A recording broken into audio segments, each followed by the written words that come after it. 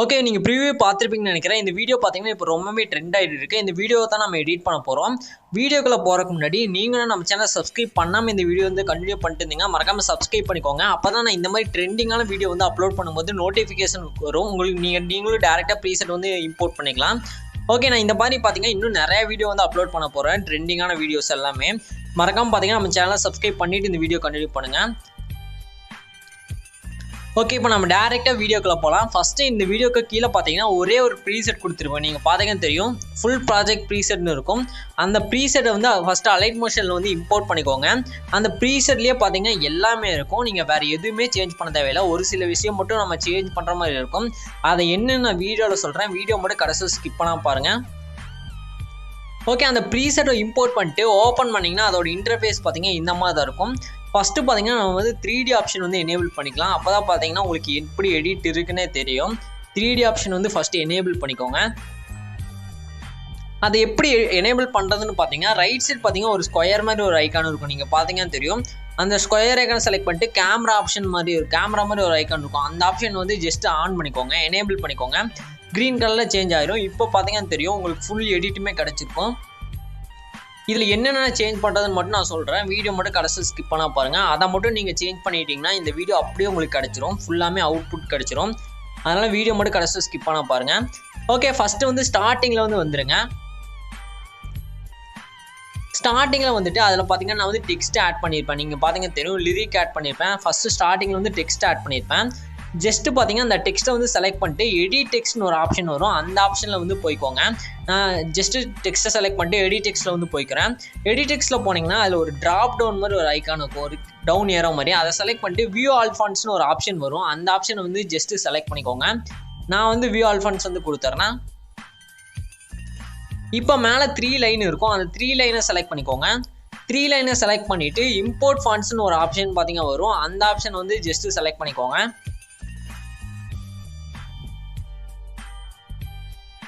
Import fonts கொடுத்துட்டு இதில் வந்து நான் கொடுக்குற ஃபாண்ட்டை வந்து இதில் நீங்கள் செலக்ட் பண்ணிக்கோங்க.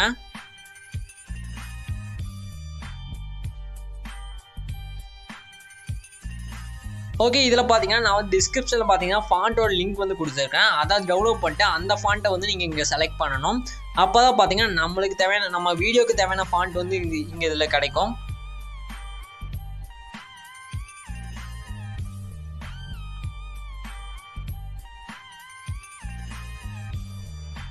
ஓகே, நீங்கள் ஃபாண்ட்டு வந்து செலக்ட் பண்ண அப்புறம் பார்த்தீங்கன்னா அதில் வந்து ஆட் ஆயிரும். அலைட் மோஷன்லேயே பார்த்தீங்கன்னா ஆட் ஆயிரும். அதுக்கப்புறம் பார்த்தீங்கன்னா நீங்கள் எப்போ வேணால் அந்த ஃபாண்ட்டை செலக்ட் பண்ணி யூஸ் பண்ணிக்கலாம்.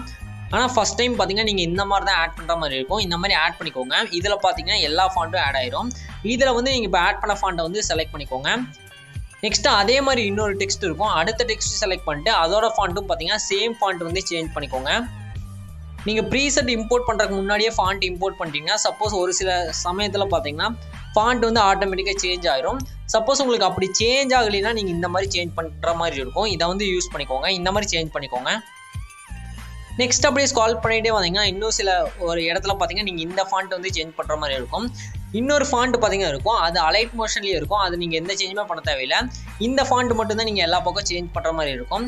நீங்கள் அப்படியே ஸ்க்ரால் பண்ணிகிட்டே வந்தீங்கன்னா கடைசி வரலும் நீங்கள் வந்து செக் பண்ணி பார்த்துக்கோங்க எங்கெங்கே ஃபாண்ட் வந்து சேஞ்ச் பண்ணணும்னு. கடைசி வரலும் பார்த்தீங்கன்னா இதே மாதிரி நீங்கள் வந்து ஃபாண்ட் வந்து ஈஸியாக சேஞ்ச் பண்ணிக்கோங்க.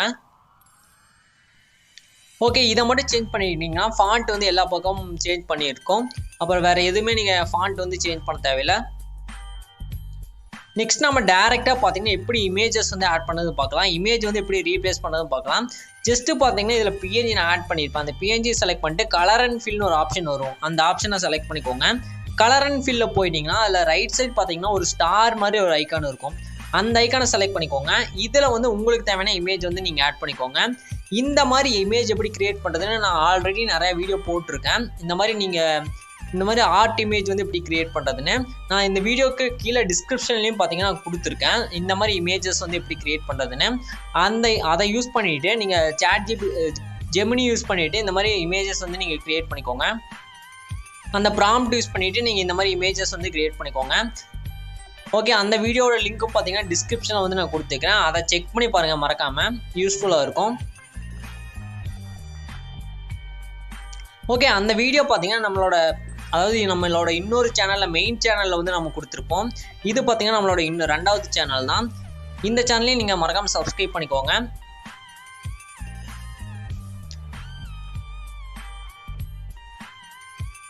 ஓகே, இந்த மாதிரி பார்த்தீங்கன்னா நீங்கள் கடைசி வரலும் இமேஜஸ் வந்து ரீப்ளேஸ் பண்ணுற மாதிரி இருக்கும். கரெக்டான இமேஜஸ் வந்து ஹெச்டி குவாலிட்டியில் வந்து ரீப்ளேஸ் பண்ணிக்கோங்க. ஓகே, நெக்ஸ்ட் மேலே செட்டிங்ஸ் பற்றில ஷேர் ஐக்கானுக்கும் அதை கொடுத்துருங்க. இந்த மாதிரி வீடியோன்னு ஒரு ஆப்ஷன் வரும். இது சைடில் சின்னதாக ஒரு ஏரோ தெரியும். அந்த ஏரோ வந்து ஜஸ்ட் செலக்ட் பண்ணிக்கோங்க. நான் பார்த்தீங்கன்னா அந்த ஏரோவை செலக்ட் பண்ணிக்கிறேன். இதில் ரெசல்யூஷன் 1080p வச்சுருங்க. கோடிக் ஃபர்ஸ்ட் செலக்ட் பண்ணிக்கோங்க. ஃப்ரேம் ரேட் 30 fps வச்சுக்கோங்க. குவாலிட்டி வந்து ஃபுல்லாக வச்சுருங்க. இதெல்லாம் செலக்ட் பண்ணிட்டு கீழே பார்த்தீங்கன்னா எக்ஸ்போர்ட்னு ஒரு ஆப்ஷன் இருக்கும். அதை செலக்ட் பண்ணாவே இந்த வீடியோ எக்ஸ்போர்ட் ஆயிரும்.